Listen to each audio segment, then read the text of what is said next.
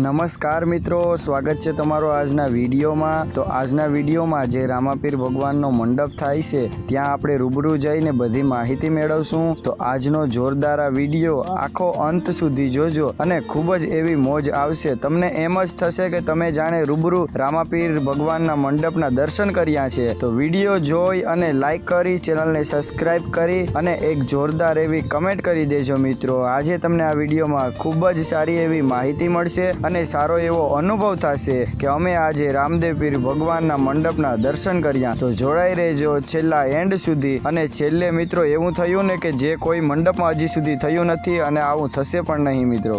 અહીંયા રાત્રે મિત્રો મેળા જેવું આયોજન હોય છે અને જ્યારે સવાર થાય ત્યારે મંડપ ઊભો થવાનું મુહૂર્ત હોય છે તે પહેલાં ધૂપેડો નીકળે છે। તો ચાલો એમાં જઈએ આપણે મિત્રો। જેવી રીતે રથયાત્રા નીકળે છે તેવી જ રીતે રામદેવજી મહારાજની ધજાઓ સાથે આ રથયાત્રાની જેમ જ નીકળે છે મિત્રો। તો આ ભવ્ય રથયાત્રાને ધૂપેડો એટલા માટે કહે છે કારણ કે અહીંયા અગરબત્તીની સાથે ધૂપ અને એવી બધી વસ્તુઓ સાથે ધજાઓને લઈ અને આ ગામ સમસ્ત ફરવામાં આવે છે, જેથી કરી અને આને ધૂપેડો કહેવામાં આવે છે મિત્રો। હવે જ્યારે ધૂપેડો પૂરો થયો ત્યારે મુહૂર્ત થવા આવ્યું હતું। હવે મંડપ ઊભો થવામાં થોડી જ વાર હતી તો ત્યારે બધી પબ્લિક સર્કલમાં ગોઠવાઈ ગઈ અને તેની સાથે મંડપ નિહાળવા માટે આવી ગયેલી પબ્લિક આતુરતાથી વાટ જોઈ રહી હતી મિત્રો। આ મુહૂર્ત 12 બીજ પછી એટલે કે જ્યારે 12 બીજ રામદેવ પીર ભગવાનની ભરાય, જેમ કે મહિનામાં એકવાર બીજ આવે છે તેવી 12 બીજો ભરી અને પછી જ રામદેવ પીર મહારાજના મંડપનું આયોજન થાય છે મિત્રો। આ 12 બીજોએ ગામમાં ધૂપેડો દર વખતે ફેરવી અને ખૂબ જ ધૂમધામથી મનાવવામાં આવે છે।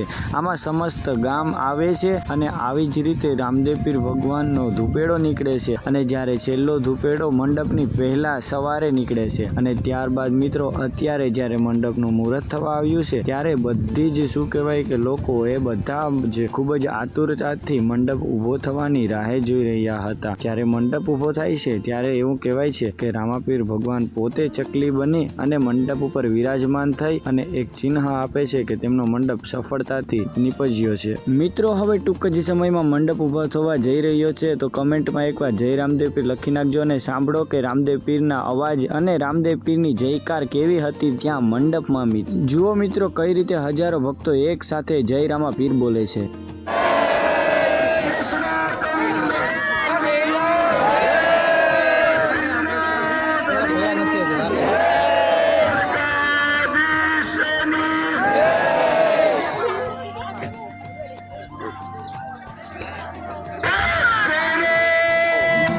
હવે મિત્રો મંડપની ઉપર જે મેઇન દોરી હોય છે એટલે કે જે દોરી છોડે છે તે ગામમાં તે મંડપ થાય છે અને આ દોરી જે ભક્ત છોડે છે તે ભક્તને 12 બીજો સુધી તેના નિયમોનું પાલન કરી અને પછી જ તે મંડપનું આયોજન કરવાનું હોય છે।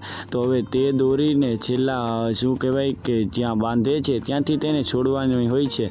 તો હવે આ દોરીને જ્યાં બાંધવામાં આવે છે તે જુઓ કઈ રીતે છે અને આ જે દોરી હોય છે તે જે ગામ એટલે કે જે ગામમાંથી જે ભક્તો અહીંયાથી છોડી જશે તે ગામમાં પછી વર્ષ દિવસમાં જ મંડપ થશે। અત્યારે તમે જોઈ શકો છો કે તે દોરીને એક ત્યાં રાખેલા પૂજાપાઠ સાથે તે નાનકડા સ્તંભમાં બાંધવામાં આવે છે અને હજારો ભક્તો ત્યાં ઉમટી પડ્યા છે મિત્રો। હવે અહીંયાથી જે ભક્ત દોરી છોડશે તે ગામમાં જ આગળનો મંડપ થશે। તો હવે આપણે ટૂંક જ સમયમાં મંડપ ઊભો થશે ત્યાં આપણે જોવાનું છે। તો હવે આપણે ડાયરેક્ટ જોઈએ કે મંડપ હવે કેવી રીતે ઊભો થયો ને કઈ કઈ મુશ્કેલી આવી જેથી કરી અને ભક્તો રડવા માંડ્યા હતા।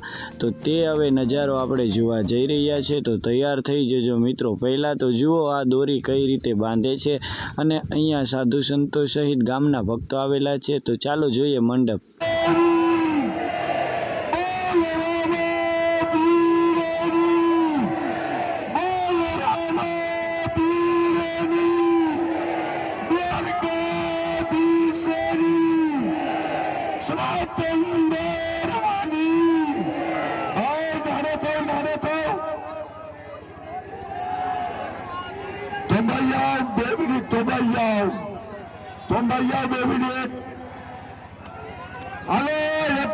રામાપીરની જય બોલો। આમાં પાપ છે બધા એકાને બોલો રામાપીરની। બોલો રામાપીર।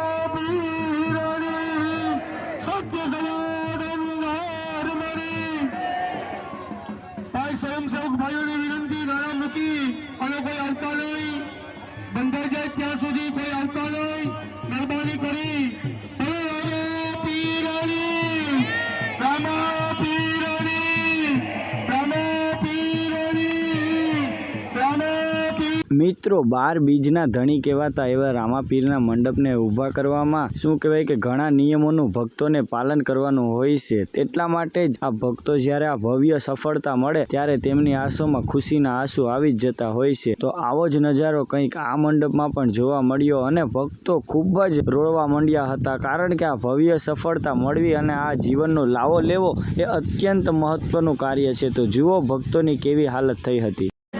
પણ શાંતિથી બધા વારા ફરતી વારા બધા અને પછી દર્શન કરી લેજો. વારા ફરતી વારા અવ્યવસ્થા ઊભી ન થાય તેનું ધ્યાન રાખજો. અને ભાઈ બધા આવેલા અતિથિઓ મહેમાનો બધા પ્રસાદ લીધા વિના ન જાય, મહેરબાની કરી બધા લોકો પ્રસાદી લઈને જાય. રામાપીર બાપાની પ્રસાદી છે, બધા પ્રસાદી લઈને જ જાય એ સદભાવના. હરે રામા પીરની.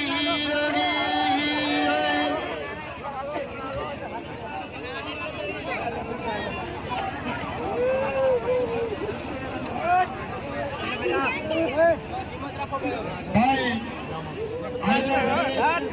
મહેમાનો અતિથિઓની નમ્ર વિનંતી કે પ્રસાદ લીધા વિના ન જાય, પ્રસાદ લઈને જ બધા જાય એવી સ્વયંસેવક ભાઈઓ નમ્ર અપીલ કરે છે કે દરેક લોકો પ્રસાદ લીધા વિના ન જાય.